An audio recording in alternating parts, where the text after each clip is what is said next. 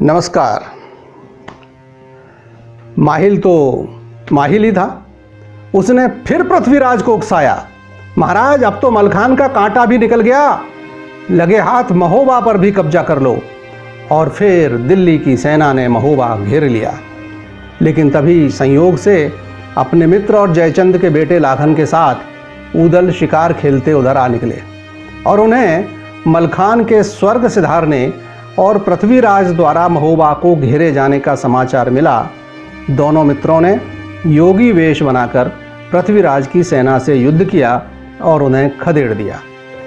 जैसे ही भेद खुला कि योगी वेश में स्वयं ऊदल ने यह कारनामा किया है, राजा परमाल ने ऊदल को आग्रह किया कि बहुत हुआ, अब यहीं रुक जाओ।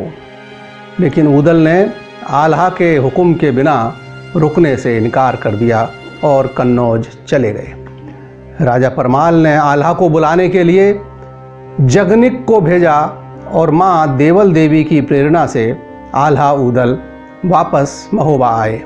एक बार फिर सब लोग सुख शांति से रहने लगे। लेकिन माहिल को चैन कहाँ था। उसने एक दिन राजा परमाल से बेला के गौने की बात चलाई। बोला, ब्रह्मा की शादी को 1 वर्ष हो गया, अब पृथ्वीराज की बेटी को विदा करा के ले आना चाहिए। लेकिन समस्या थी कि बिना युद्ध के तो गौना होने से रहा।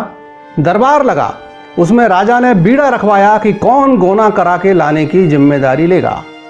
सब एक दूसरे का मुंह देखने लगे। ऊदल ने आगे बढ़कर बीड़ा उठा लिया, लेकिन माहिल ने राजा और ब्रह्मा के कान भरे और कहा, महाराज यह जिम्मेदारी ब्रह्मा को दीजिए। ऊदल के जाने से तो युद्ध निश्चित है, किंतु ब्रह्मा के साथ मैं जाऊंगा तो महाराज पृथ्वीराज राजी राजी ही बेला का गौना कर देंगे। आखिर उन्हें भी तो अपनी बेटी की चिंता होगी। सो बस ब्रह्मा ने ऊदल से मना कर दिया और कहा, तुम रहने दो, मैं ही जाऊंगा।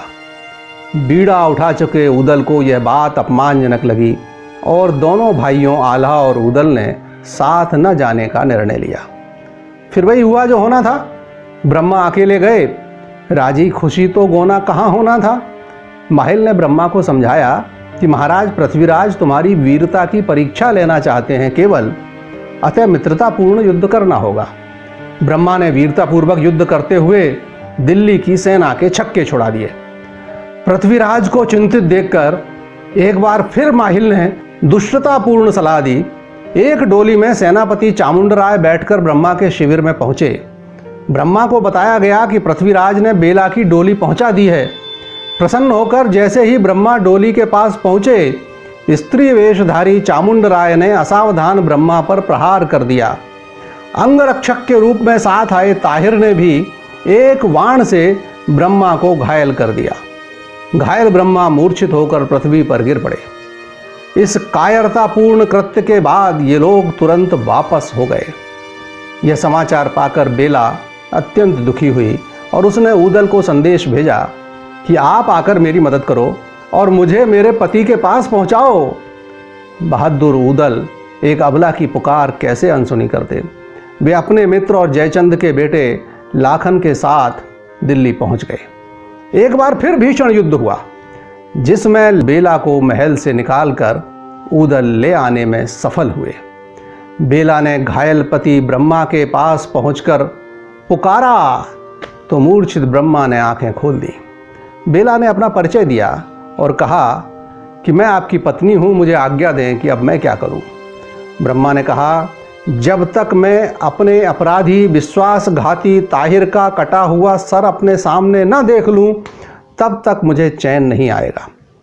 दिल्ली की राजकुमारी बेला पति की इच्छा पूरी करने एक घोड़े पर सवार होकर अकेले निकल पड़ी, किंतु उन्हें जाते देख महोबा की सारी सेना भी उनके पीछे चल पड़ी। साक्षात रणचंडी स्वरूपा बेला को देखकर दिल्ली की सेना को समझ में ही नहीं आया कि वह अपनी राजकुमारी से युद्ध करे या न करे। वे असमंजस में ही रहे और तब तक बेला ने ताहिर के सामने पहुंचकर एक झटके में उसका सर धड़ से अलग कर दिया और एक भाले में उसे टांग कर पति के पास पहुंची। ब्रह्मा ने ताहिर का सर देखकर शांति के साथ अपना शरीर छोड़ा। बेला ने सती होने का निश्चय प्रकट किया तो पृथ्वीराज ने अड़ंगा लगाया कि चिता को अग्नि केवल परमाल के परिवार का ही कोई व्यक्ति दे सकता है। उस युद्ध क्षेत्र में कोई परिमाल के परिवार का व्यक्ति जीवित ही नहीं बचा था। तब तक उदल भी आ पहुंचे और पृथ्वीराज की बात अनसुनी कर चिता को अग्नि देने आगे बढ़े तो पृथ्वीराज के इशारे पर सैकड़ों योद्धा उदल पर टूट पड़े। चिता एक तरफ रखी रह गई। एक बार फिर युद्ध शुरू हो गया। तलवारें चलने लगी। चिता के आसपास की भूमि रक्त से लाल होने लगी। आला उदल का बाल सखा ढेवा पंडित व जगनिक चामुंड राय के हाथों मारे गए। खास बात यह कि ढेवा पंडित चामुंड राय के सगे दामाद थे। इस युद्ध में आला उदल के पिता के मित्र सैयद ताल्हन भी मारे गए, जिनका उल्लेख प्रारंभिक वीडियो में किया जा चुका है। पृथ्वीराज के जिस वीर धांधु ने ताल्हन को मारा था उसे जयचंद के वीर पुत्र लाखन ने सुरपुर पहुंचाया। लाखन का पराक्रम देखकर स्वयं पृथ्वीराज आगे बढ़े और उनके तीक्ष्ण बाण से लाखन का सर धड़ से अलग हो गया। अब अकेले उदल ही दिल्ली के सेना का सामना कर रहे थे। वे घुस पड़े और प्रलय मचा दी। पर पराक्रम की भी एक सीमा होती है मित्रों। अकेले घिर गए उदल को चामुंड राय, चंद कैमा, संयम राय, निरढ़ु राय आदि दिल्ली के प्रसिद्ध वीरों ने मिलकर अंततः मार गिराया। लेकिन उसके पूर्व उदल 1000 योद्धाओं को मार चुके थे। महाबली उदल का अंत होते ही महोबा की सेना में शोक छा गया। जब इंदल ने जाकर अपने पिता आल्हा को यह समाचार दिया कि चामुंड राय आगे से लड़ता था, चंद पीछे से प्रहार करता था और कैमास बगल से मार रहा था, इस प्रकार जैसे कौरवों ने चक्रव्यूह में अभिमन्यु को मारा था वैसे ही अन्यायपूर्वक चाचा उदल को इन लोगों ने मार डाला। यह वीरोचित युद्ध नहीं, हत्या है। सुनकर आल्हा का खून खौल उठा। उनकी आंखों में उदल की मौत का समाचार सुनकर जो आंसू आए थे वे सूख गए। क्रोध से तमतमाए आल्हा ने बदला लेने की ठान ली। पचशाबद हाथी पर सवार आल्हा के नेतृत्व में एक बार फिर महोबा की सेना युद्ध क्षेत्र में जा पहुंची।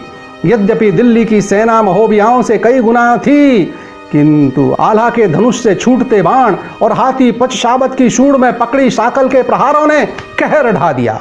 जैसे ही घोड़े पर बैठा चामुंड राय आल्हा की आंखों के सामने आया, आल्हा ने हाथ से उसे दबोचकर किसी बच्चे की तरह हाथी के हौदे में खींच लिया और अपने हाथों से ही पीट पीट कर उसका अंत कर दिया।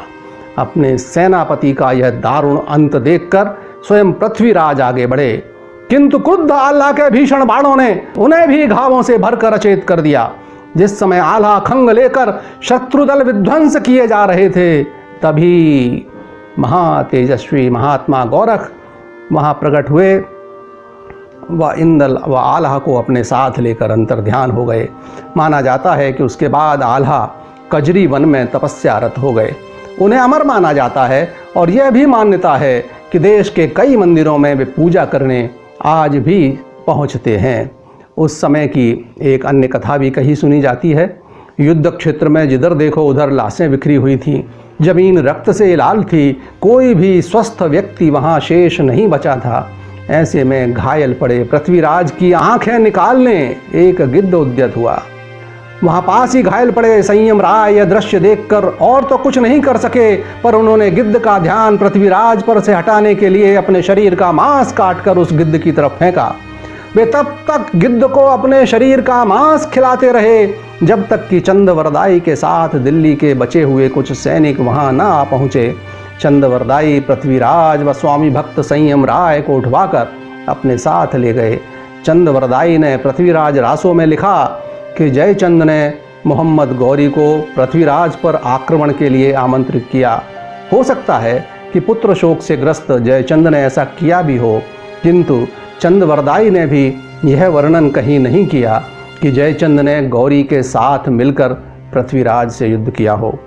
गौरी को जयचंद ने बुलाया या नहीं, इस पर दो राय हो सकती है, किंतु यह निर्विवाद है कि पारस्परिक युद्धों में भारत की ताकत कम हुई और आक्रमणकारियों को मौका मिला। नमस्कार।